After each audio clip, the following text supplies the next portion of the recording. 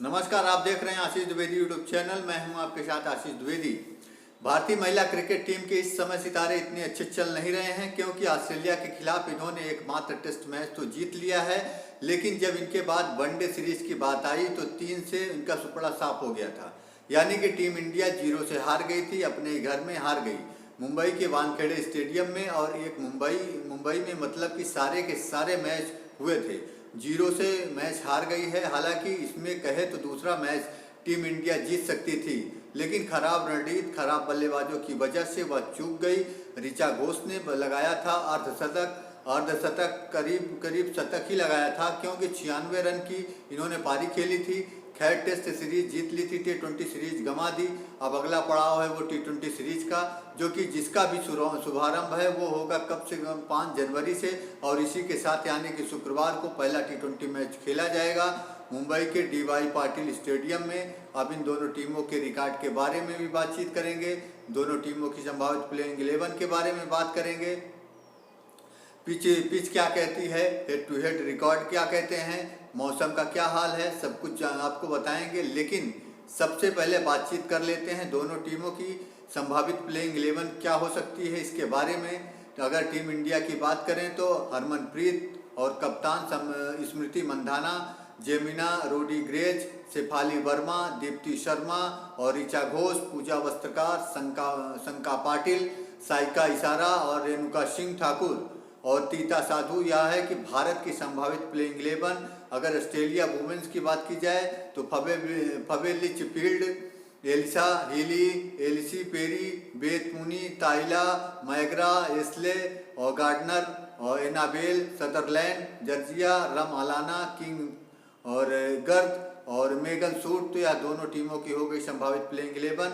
अब अगर pitch report के बारे में बात करें तो वाई पाटिल की, तो देखिए DY पाटिल स्टेडियम मुंबई की पिच में उछाल देखने को मिलता है। हालांकि बल्लेबाज अगर यहाँ पे संभल कर बल्लेबाजी करे तो बड़ा स्कोर बना सकती है। वैसे ही अगर बात करें अमूमन, क्योंकि मेंस और वुमेन्स इस ग्राउंड पर बनते हैं, हाई स्कोरिंग मतलब रनों की बारिश हो सकती है। लेकिन टीम इंडिया वनडे सीरीज पहले ही आ चुकी है। तो अब हेड टू हेड मुकाबलों की बात कर लेते हैं। T20 में भी तो कुल 31 मैच खेले गए हैं, 23 मैच जीते हैं। ऑस्ट्रेलिया ने 7 मैच जीत दर्ज की है, वहीं भारतीय टीम ने 7 नहीं केवल 7 मैच और 1 मैच का नतीजा आया नहीं था। तो अब आप देख लीजिए वनडे सीरीज का हार कर आए हैं। हेड टू हेड रिकॉर्ड जो बता रहे हैं वो बहुत टेंशन देने वाले हैं, क्योंकि 31 में से अगर आप 23 मैच अगर आप हारते हैं तो आप यह समझ सकते हैं कि ऑस्ट्रेलिया का डोमिनेशन कितना ज़्यादा रहा होगा।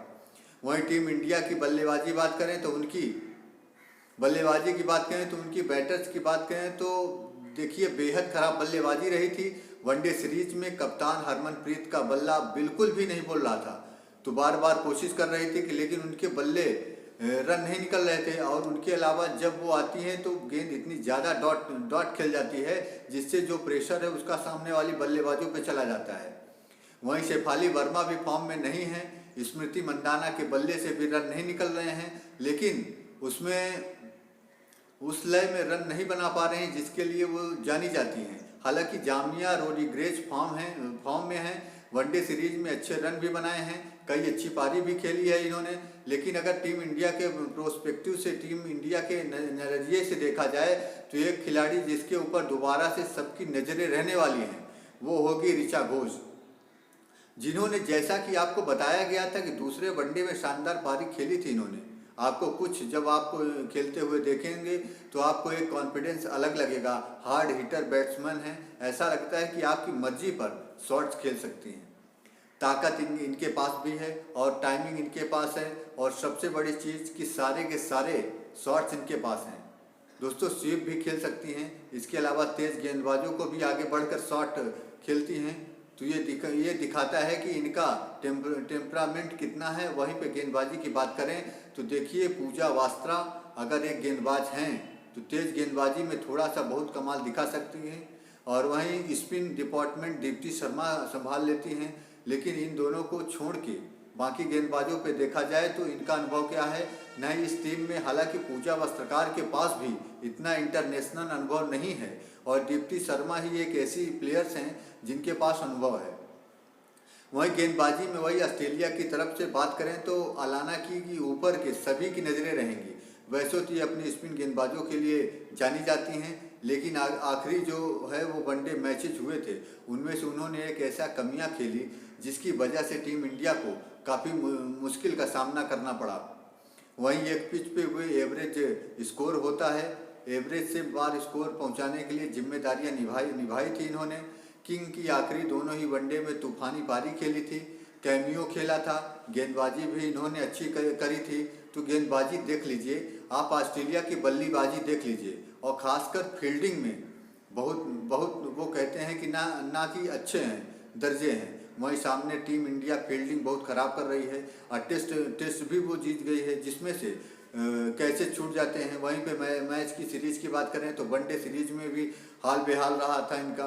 और जब जैसा कि आपको बताया गया था कि कप्तान हरमनप्रीत की फॉर्म नहीं है, वहीं स्मृति मंधाना की फॉर्म नहीं है, वहीं शेफाली वर्मा भी फॉर्म से जूझ रही हैं, तो कमेंट बॉक्स में आप यह बताइए कि क्या वनडे सीरीज में जो तीन जरों से हार मिली थी, क्या इसका बदला टीम इंडिया 20 सीरीज में ले पाएगी या नहीं ले पाएगी?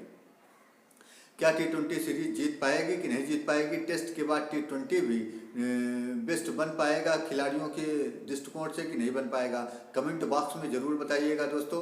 अगर आपने अभी तक ये आशीष द्विवेदी यूट्यूब चैनल को सब्सक्राइब नहीं किया तो चैनल को सब्सक्राइब जरूर कर लीजिएगा। बहुत बहुत शुक्रिया।